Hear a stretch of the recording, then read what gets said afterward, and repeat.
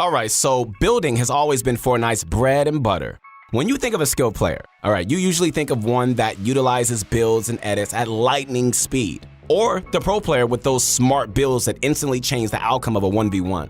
That's because the skill ceiling on building mechanics is just so high compared to the other aspects of the game.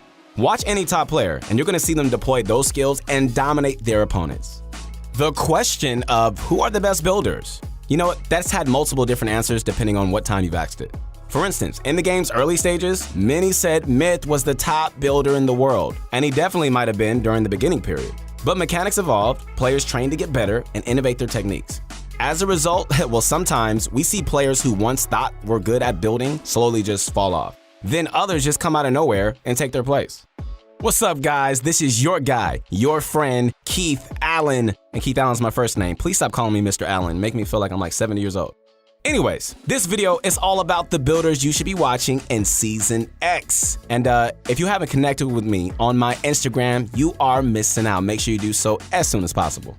Well, before we get started, Pro Guys has a small announcement to make. We are adding a ton of new features to our site, which include 1, exclusive guide videos for our Pro members every single day, all right? 2, Pro Pass now grants access to all games, such as League of Legends, Smash Brothers, CSGO, and Overwatch.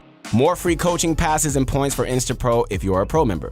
So head on over to Pro Guys by clicking the link in the description below.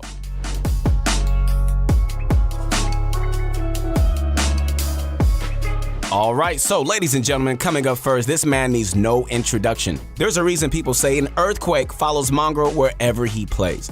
His low sensitivity, combined with his exuberant playstyle, means he has to move his mouse at a ridiculous pace to pull off these moves. Seriously. Yo, this is crazy. I mean, I don't even understand how he doesn't break his hand. Like, he's moving that fast. Do you lose track of what he's doing when you watch him? Or am I the only one that does? If I am, it's okay. I don't feel bad. It's like his gameplay is just sped up almost, right? So here's a recent random game of Mongrel for you to check this out. It was just a regular squad match, but it's a great example of how fast and effective building mechanics can keep you alive. Mongrel's the last one alive on his team, and he's lacking heals to get back to full health. With a bunch of players surrounding him, he goes into box fighting mode. This is a great position to default to when things aren't going your way. If you play it right, hey, you can outmaneuver opponents to get limbs while keeping yourself protected from any third parties.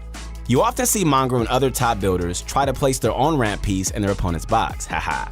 That's because controlling building pieces is vital when it comes to successful box fighting. You see Mongrel do this here, but his opponent was ready with his shotgun out. Down to 1 HP, this is where he starts playing out of this world. The first thing Mongrel does here to avoid getting hit is to stay on the move. He edits out, builds up, edits back down, and even goes back inside his old structures.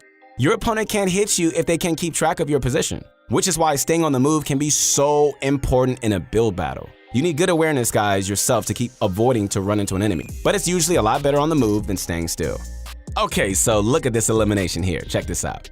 Mongrel surprises an opponent and he lands the first shot. Rather than just play it risky and go for more shots, he knows that building a wall for cover is what's going to keep him alive. Then he edits out a floor, cone, puts a wall up so his opponent can't block him, edits out of that, and then drops on the guy who still hasn't taken down a single metal wall in the time Mongrel does all of that. The raw speed of these builds and edits is just completely insane, and it is part of what allows this guy to make this clutch play. Okay, so it's the end of the game, and Mongrel finds himself in a 1v1 situation. He doesn't have height, but is still able to retake it without so much of a scratch. So how does this guy do it? Other than his supersonic speed, he always makes sure to build cover above him and to the sides when he's going up to height.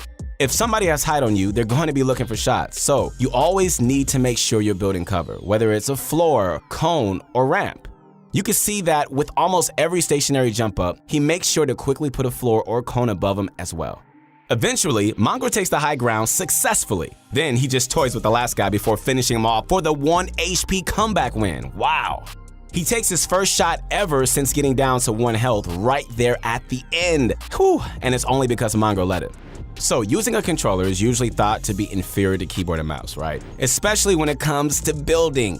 After getting second place in the Dual World Cup Finals, Wolfie showed the world that playing with a controller doesn't mean you can't keep up mechanically. While he's not necessarily better at building than a lot of the top pros, the fact that he plays on a controller deserves some attention. You do not become a top builder without first putting in the hours. Take a look at how Wolfies warms up. This is crazy.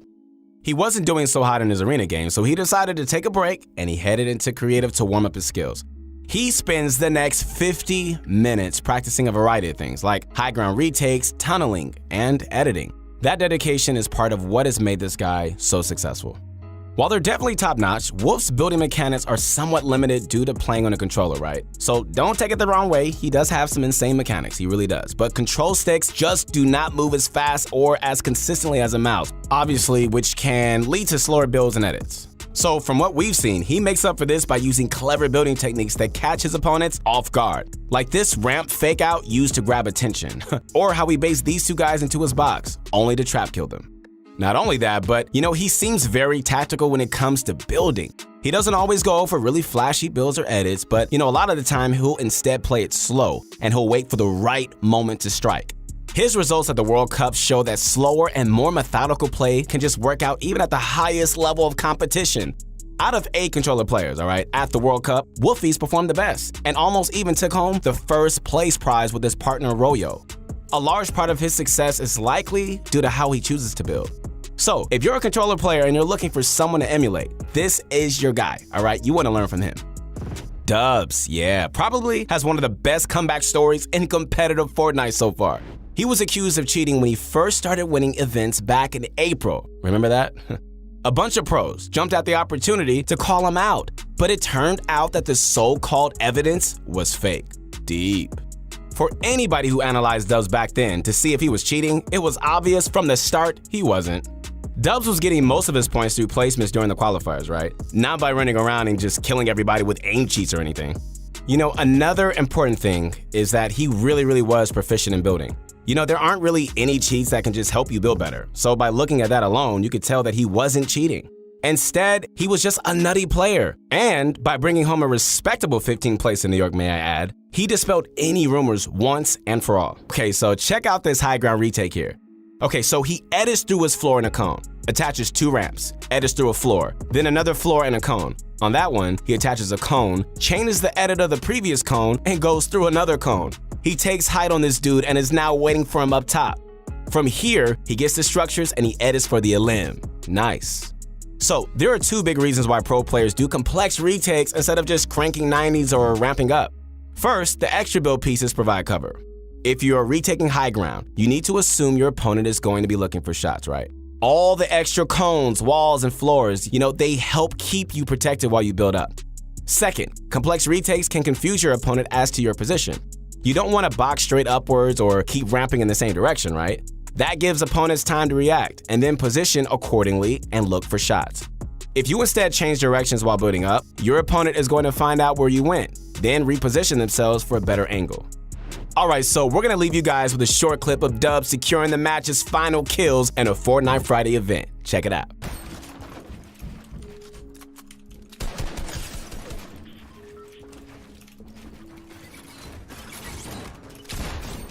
Let's get the finish. We're gonna have 24. They have 17. Chilling.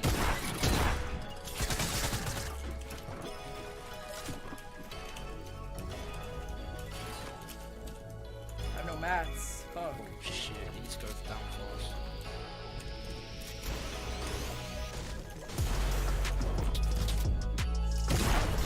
Nice! Oh. Bro, we're up by a lot. We're up by 8 or something. I have 12. 9. Clix is a player who first started to get known for his building skills. Yes, his ping was really low and it gives him an advantage when he plays online. But if you watch him play at all, you're gonna know that that's only a small part of it. This guy is still insanely fast and efficient when it comes to builds and edits. If you're wondering just how good of a builder he is, he recently won a 1v1 creative tournament called Wednesday Wagers. In it, he beat out the likes of Ghost Aiden, FaZe Dubs, and then FaZe Sway in the finals to grab the first place prize. Alright, so what makes Clix such a good builder? Well, one thing he does extremely well is pressure players inside the box. Anytime he manages to take a wall from somebody, he flawlessly performs an edit and he goes for the shot. Not just any edit though, edits that minimize his chance of getting hit in return. Usually, these are the ones that open up right side angle for him to peek with. Right side peaks are advantageous in many ways, but the main one is that, you could just shoot sooner and before barely revealing most of your body. If you peek that way, your foes will have a much harder time retaliating. After each shot, hey, you want to reset your position so you can peek them again in the same way. Alright, so here's a clip that showcases this just from a couple months ago. He first replaces the wall. As he edits a window, he gets in the corner so he can avoid getting hit. Then he peeks to the right and shoots. His opponent tries to shoot back, but since he peeked like this, the window of opportunity was too short for him. It's a simple move, but Clicks has nearly perfected it. This list wasn't meant to be ranked, okay? But if we had to give a #1 spot, this shouldn't even really come to a surprise to you. This is the 16-year-old everybody has been talking about, Bugha. Yeah. Ever since his dominating performance at the World Cup Finals, the eyes of the Fortnite community have been fixated on his gameplay. And by watching him play, you can really tell this guy is on a whole nother level. He lives up to the hype, guys. He really does, especially when watching his builds. Alright, so his building and editing are not only ridiculously fast, but they are all super efficient as well. He rarely messes up his edits and he just makes everything just look so natural and so smooth.